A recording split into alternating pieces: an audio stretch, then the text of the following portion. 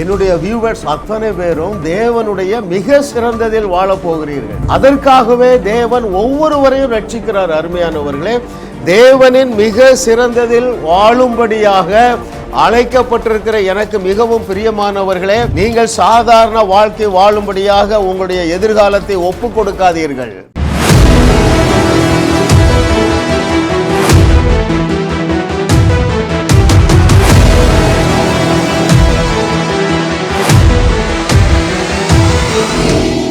தேவன் நமக்கு கிருபையாக தந்த அவருடைய ஞானத்தின் ஆழங்கள் 1000, டெப்த் ஆஃப் ஹிஸ் விஸ்டம் 1000 என்கிற சீரீஸில் 26வது சத்தியம், தொப்புள் கொடியை வெட்டு. இன்னைக்கு உங்களுடைய தொப்புள் கொடியை வெட்ட போகிறார் ஆவியானவர். ஹல்லேலூயா. ஓ, தேவனுடைய ஆவியானவர் நம்மை சகல சத்தியத்திற்குள்ளேயும் நடத்துகிறார். Thank you Lord for your goodness, Lord for ever and ever. Oh, I offer praise, glory and honour unto you master. ஆண்டவரே, சதா காலங்களிலும் நான் உமக்கு மகிமையையும் கீர்த்தியையும் புகழ்ச்சியையும் துதியையும் கனத்தையும் நான் உமக்கே செலுத்துகிறேன். ஹல்லேலூயா. அருமையானவர்களே, தேவன் அவருடைய மிக சிறந்ததில் வாழும்படியாக அழைத்திருக்கு. That's very important. தேவன் மிக சிறந்ததில் வாழும்படியாக நம்மை அழைக்கவில்லை, அவருடைய மிக சிறந்தது. Right? The Lord has called us to live in His best. அவருடைய மிக சிறந்தது. ஆனால் இன்றைக்கு சபையுடைய பரிதாபம் பாருங்க, நேர தலைகீழ இருக்கு. வேற மார்க்கத்தில் இருந்து விசுவாசிகளாக சபைக்கு செல்லுகிறார்கள், ஒன்றன் பின் ஒன்றாக அநேக ஆசீர்வாதங்களை இழந்து விடுகிறார்கள். ஆனால் தேவனுடைய இருதயம் அப்படி இல்லை. அருமையானவர்களே, அவர் என்ன சொன்னார்? நீங்கள் பரிதாபமாக வாழுகிறீர்கள் அல்லவா, விசுவாசிகள் என்று சொல்லி 5 ஆண்டுகள் 10 ஆண்டுகள் நீங்கள் பரிதாபமாக வாழ்ந்து கொண்டு இருப்பீர்கள் என்றால், நீங்கள் கர்த்தர் நல்லவர் என்று ருசி பார்க்கவில்லை என்றால், அவர் என்ன சொல்லுவார் தெரியுமா? தலையில் அடிச்சுட்டு, எனக்கு உங்ககிட்ட என்னப்பா இருக்கு? உன் வாழ்க்கையை பார்க்குற மற்றவர்கள் மூலமாக உன்னால் என்னுடைய நாமம் நித்தமும் இடைவிடாமல் தூஷிக்கப்படுகிறது என்று சொல்லுகிறாருங்க. அதற்கு இன்றைக்கு ஒரு முற்றுப்புள்ளியை வைக்க போகிறோம். அதற்காக தேவன் தொப்புள் கொடியை வெட்டிவிட போகிறார். Hallelujah. Oh, thank you Lord for your goodness. நீங்கள் என்றைக்கு தேவனை ஏற்றுக்கொண்டீர்களோ அன்றைக்கு சிலவற்றை அவர் ஒட்ட சொல்லுவார், சிலவற்றை அவர் வெட்ட சொல்லுவார். வேதத்திலிருந்து நான் பார்க்க போகிறோம். அருமையானவர்களே, ஹல்லேலூயா. இந்த தொப்புள் கொடியை குறித்து நீங்கள் படிக்கும் பொழுது, என்றைக்கு தாய்க்கும் சேய்க்கும் அல்லது ஒரு குழந்தை தாயின் வயிற்றிலிருந்து வெளியே வந்த உடனே ஹாஸ்பிட்டலில் என்ன செய்கிறாங்க? தொப்புள் கொடியை வெட்டுகிறார்கள். ஏன் தெரியுமா? அதுவரைக்கு அந்த குழந்தைக்கு சப்ளை தாயார் மூலமாகவே வந்தது. அது சுவாசமாக இருக்கலாம், ஆகாரமாக இருக்கலாம், எல்லாமே தாயின் வயிற்றிலே இருக்கும் பொழுது 100க்கு 100 தாயை சார்ந்து வாழ்ந்தது. என்றைக்கு வெளியே வந்ததோ, வெளியே வந்த உடனேயே சுயமாக மூச்சு விட துவங்குகிறது, தன்னுடைய நாவாலே பால் குடிக்க ஆரம்பிக்கிறது. அதே போல தேவன் இந்த நாளில் இதை கேட்கிற உங்களை சில தொப்புள் கொடியை வெட்டும்படியாக சொல்லுவார். என்னுடைய வியூவர்ஸ், நீங்கள் அதை கீழ்ப்படிவீர்கள், இப்பொழுது இருக்கிறதை காட்டிலும் 1000 மடங்கு தேவ நன்மைகளை பெற்றுக்கொள்ளுவீர்கள். Hallelujah. Oh, thank you Lord for your goodness. பாருங்க, முதலாவது ஆபிரகாமை அழைத்த பொழுது முதல் சொல்லுகிற ஆலோசனையே தொப்புள் கொடியை விட்டுறது. அதை நான் உங்களுக்கு வாசிக்கட்டுமா? The book of Genesis chapter 12 verse 1. ஆதியாகமம் 12வது அதிகாரம் 1வது வசனம் 2வது வசனமும் நான் வாசிக்கிறேன். கர்த்தர் ஆபிரகாமை நோக்கி, நீ உன் தேசத்தையும் உன் இனத்தையும் உன் தகப்பனுடைய வீட்டையும் விட்டு புறப்படு, நான் உனக்கு காண்பிக்கும் தேசத்துக்கு போ.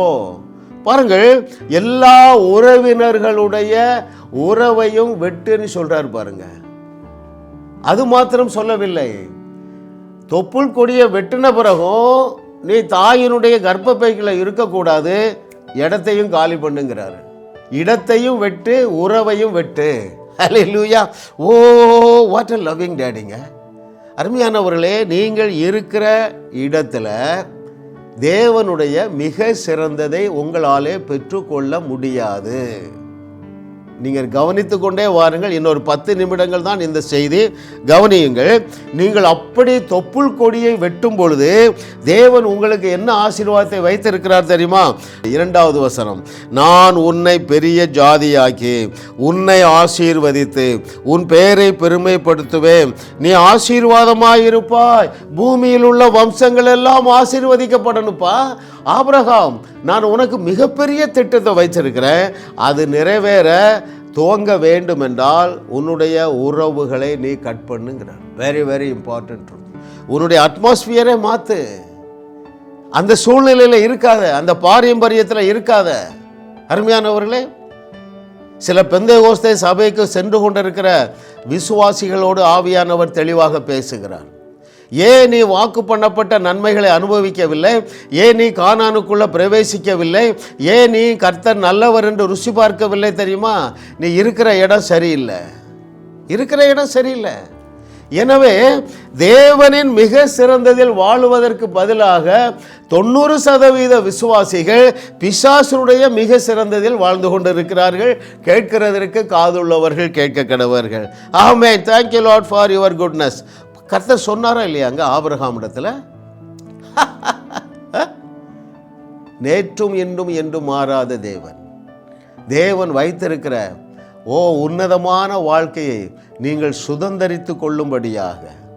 அருமையானவர்களே, இன்னைக்கு மனம் திரும்புங்கள்.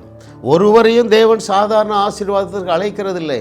நீங்கள் ஊழியம் செய்கிற நபராக இருக்கலாம். எனக்கு தெரிஞ்ச ஒரு நண்பர் ஒரு பெரிய பெந்தேகோஸ்தே ஸ்தாபனத்தோடு இருக்கிறாரு.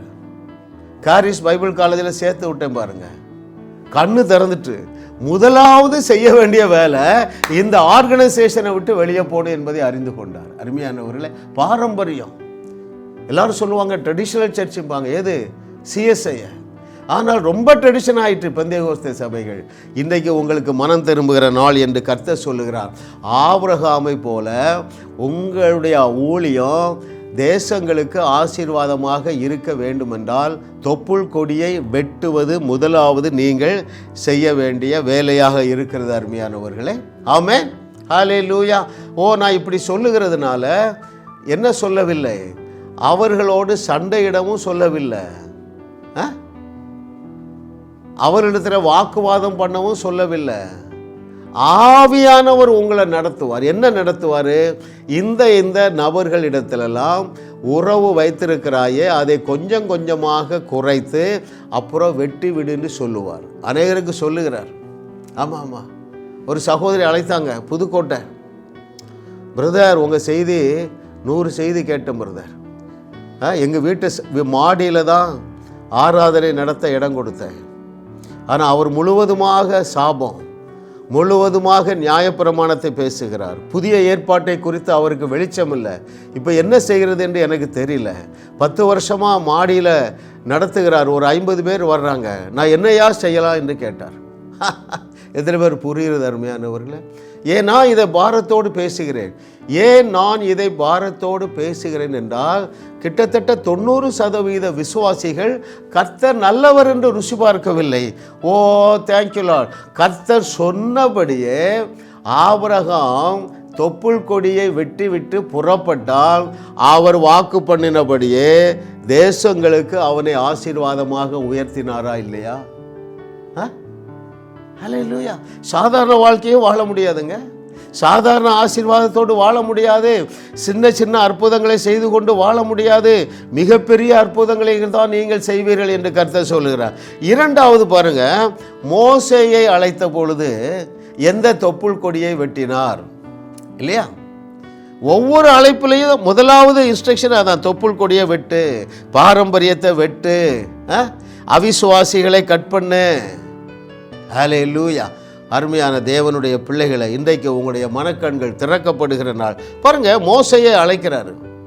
சின்ன ப்ராஜெக்டுக்காக அழைச்சாரு, சின்ன ஆசீர்வாதத்திற்கு அழைத்தாரு. கவனிக்கிறீங்களா? அவனுக்கு வயசு எத்தனை? 80 வயது.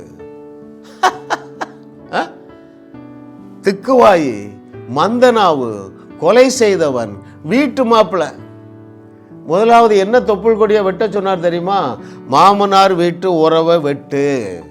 ஏன்? எனக்கு பெரிய மாஸ்டர் பிளான் இருக்குப்பா. ஆண்டவரே, நீங்கள் தப்பான ஆள்கிட்ட பேசுகிறீங்க, பக்கத்து ஊரில் போய் பாருங்கள். இல்லை இல்லை இல்லை, உங்கள்கிட்ட 4 மைனஸ் இருக்க, 4ஐயும் ப்ளஸ்ன்னு நான் பார்க்குறப்ப. என்னெல்லாம் மைனஸு?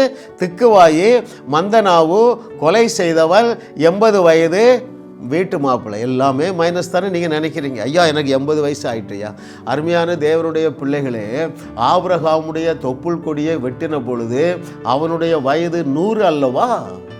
100 வயதில் தானங்க அவனுக்கு ஊழியமே ஆரம்பிக்கிறது. நீங்கள் இதை இப்படி புரிந்து கொள்ள வேண்டும். உங்களுக்கு வயது 80 வயதா? இத்தனை ஆண்டுகள் தேவன் உங்களுக்கு பயிற்சி கொடுத்திருக்கிறார். பலவிதமான உபத்திரவங்கள், பலவிதமான மேன்மைகளை நீங்கள் அனுபவித்து வந்திருக்கிறீர்கள். உங்கள் மனசு இப்போ ரொம்ப ஸ்ட்ராங்காக எக்யூப்ட் ஆயிற்று. தேவன் சொல்லுகிற இடத்திற்கு புறப்பட்டு செல்ல தேவன் உங்களை அழைக்கிறார். ஆவியானவர் சொல்லுகிறார். இதை கேட்டுக்கொண்டிருக்கிற சில வாலிபர்கள், வாலிப பெண்கள், தேவன் உங்களை வட இந்தியா ஊழியத்திற்கு அழைத்திருக்கிறார். நீங்கள் காலதாமதம் செய்து கொண்டே இருக்கிறீர்கள். இன்றைக்கு ஒரு நல்ல தீர்மானம் எடுங்க. உங்களுக்கு அழைப்பு இருக்கிறது என்று தெரிந்தால், உங்களுக்கு ஒரு கைடன்ஸ் வேண்டும் என்றால் 9444241111 அந்த நம்பரில் நீங்கள் டெக்ஸ்ட் மெசேஜ் போடுங்க.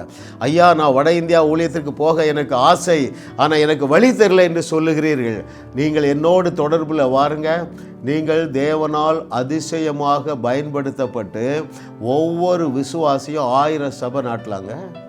ஏன் தெரியுமா? You are a world Shekar. உனக்குள்ள பயங்கர பொட்டன்ஷியலை வச்சிருக்கிறாருப்பா. ஆமாம், என்னுடைய நண்பர்கள், அருமையானவர்களே, ஒரே நபர் பீகாரில் 30,000 சபை நாட்டு இருக்கிறார்.